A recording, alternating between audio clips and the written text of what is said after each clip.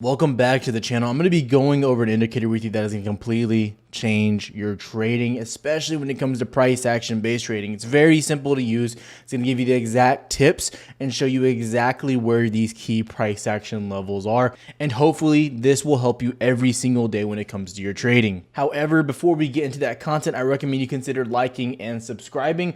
I also have a playlist dedicated to price action education with 4 videos so far, and this video will make the 5th. And it's going to explain exactly how I trade and key things I'm looking at every single day before I enter a trade.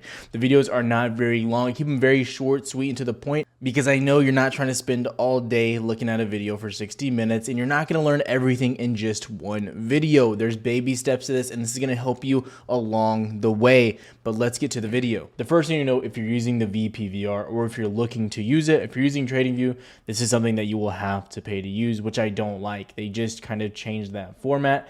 That is worth mentioning, but most other platforms that allow you to have TA and things like that do have it absolutely free. You're gonna have to pay for the minimum subscription on TradingView, which I think is like $8 or something. But either way, you will have to pay if you are going to go the TradingView route. But what we're gonna do is we have these key ranges already drawn out here, and the question is how did I get to these?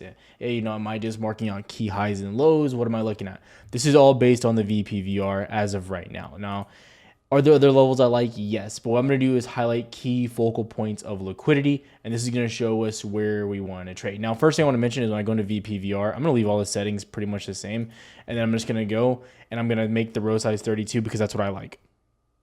And then everything else, honestly, I just leave exactly the same. There's nothing really to mess with there. Now, you don't need to get too much into the color scheme or anything like that. That does not faze me. All you need to really look at is the actual size per bar. When you have more of the actual size going on there, that's going to show the relative strength of that zone. And it's literally marking out key liquidity areas, right? Now we have the top, obviously, right here, which has 1, 2, 3 with a lot of liquidity right there. And you can see that middle bar pointing the highest point of liquidity is right there per this zone.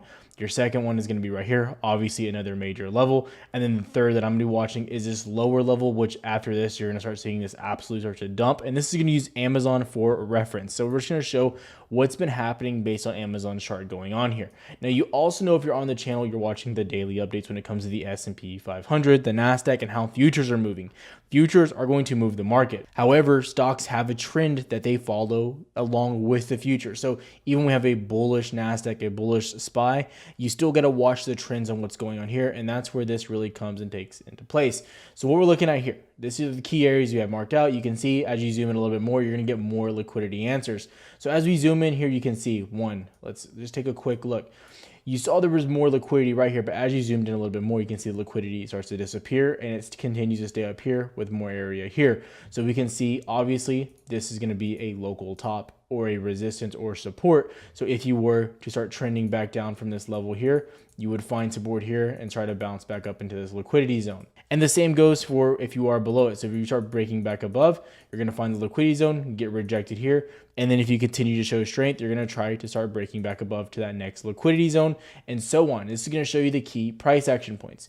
You're also going to be able to see the actual zone of strength per of these levels. So you can see this marks kind of the bottom of this actual zone right here. Now from that zone, you can start to see that you start to get a lot of weakness after that. So when we come back in here, you can see from here all the way to here, there's low liquidity relative to how these zones are right here. These are higher levels of liquidity, which means you're going to be magnetized or pulled towards those. So you can see right here, you quickly fall straight beneath, you get a touch, and you come straight back down to that next zone.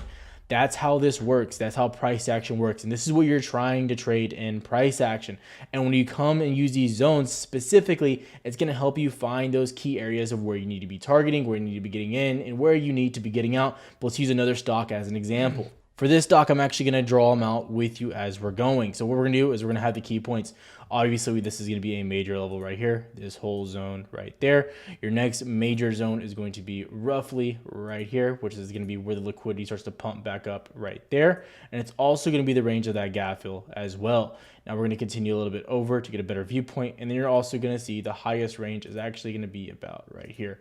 I'm not too interested in these higher levels here. If you start to get above, I would just start moving on to another chart because you start to decrease and you can see liquidity is dropping off. So if you're looking, you're obviously looking for a bigger type of spike. But the level of this being your strongest range, this red line is always going to show you where your strongest and most liquidity is. That's going to be kind of your cutoff point, if you will, unless you start going completely parabolic. So these are the 3 areas that I'm really watching. And if you really want to narrow them down, you can narrow them down really to 2 if you just want to trade the major key zone. And if you really start to trade this major key zone, it's from here all the way down to here. And this is going to give you a great range to actually start trading. And you can see this range is going to give you plenty of room to trade options just on the overall weekly of trading. Yes, this range is only about 1.54%. However, when you're using options, you know you can start making a lot of money when you're trading this. So just using this range, what I'd be looking for, I'd be targeting to get into short positions right when you start breaking out of this and getting some retest back. And what you'd want to do is either have a range a little bit above, about 0.5%, and then you'd be targeting obviously double that risk to reward, making sure your risk to reward ratio where your target is going to be is always at least 2. That does not mean that you have to take profits there, but that means that you're overall seeing the end goal coming down to that. You can see coming back down to the liquidity range, it's going to be about 2%, actually more, 2.6%. That's your overall risk to reward. And that's going to show you the value of each trade you're taking. Again, we come back down, look what happened. You come up, you test this range immediately, you come right back down to this zone. You can see at this point when you're zoomed in a little bit more, this is where all that demand was at. You bounce 1, 2, 3, and then boom, you shoot back out. And what you're aiming for is getting a mount of this zone. And what does that mean? A mount is when you start to get this type of price action, right? So what are you doing? You're making higher lows across the board there, and then eventually you're getting this right here, which is exactly what you want in the 5-minute. So as we move that, you can actually see, you come in, you zoom on the 5-minute, you can see that you are mounting that level. That candlestick comes down quickly, gets reclaimed back to the upside, and you're off to the races. That is a mount. So that's going to show you very strongly that buyers have overall dominated this. And then you're easily moving back to that liquidity range. But again, you want to keep this on a broader scale so you can see the overall movement, because as you zoom in, obviously it's going to start to adjust. So you want to be trading key ranges. And you can see Apple was moving in a key range all week. And that's how you would have wanted to trade this, basically from your previous high to the opening of that low you had going on there, because you were trading in this range overall right here. Hopefully that will give you an insight to how you are using and how I'm using the VPVR to find price action. I plan to have more videos coming out like this, breaking this down even further, but I'm using these type of strategies every single day to find out how the S&P, how the Nasdaq, and how indexes are moving as a whole, and finding winning trades every single day. Again, using these simple strategies. There's gonna be more videos linked after this to show you how I'm trading as well and other indicators that will help you with your price action trading journey. But again, like, subscribe, do what you gotta do. More videos are coming. Have a good one.